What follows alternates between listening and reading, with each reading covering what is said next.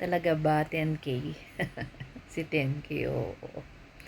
Niloko pa tayo. Alam naman natin kung saan panig ka. Bakit hindi mo kinontra?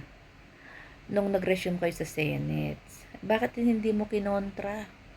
Ba't hindi ka nagtanong kay Chis Escudero? Di ba?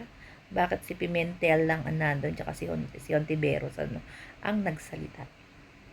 Ba't dito ka sa social media nagsasalita? Bakit hindi mo hinarap si Chis Escudero? Bakit? Dahil ramdam mo ba yung pag-aaklas? Ramdam na ba ngayon ng mga senators natin na kabi-kabila po ang protesta ngayon?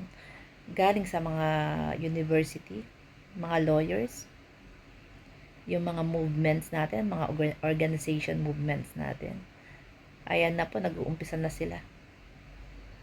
Lumalabas na po sila sa kalsada dahil dito sa mga kawalang yaang ginagawa ng mga senators natin.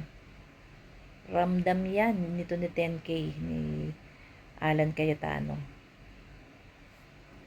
Kaya ngayon, kumakambyo sa social media.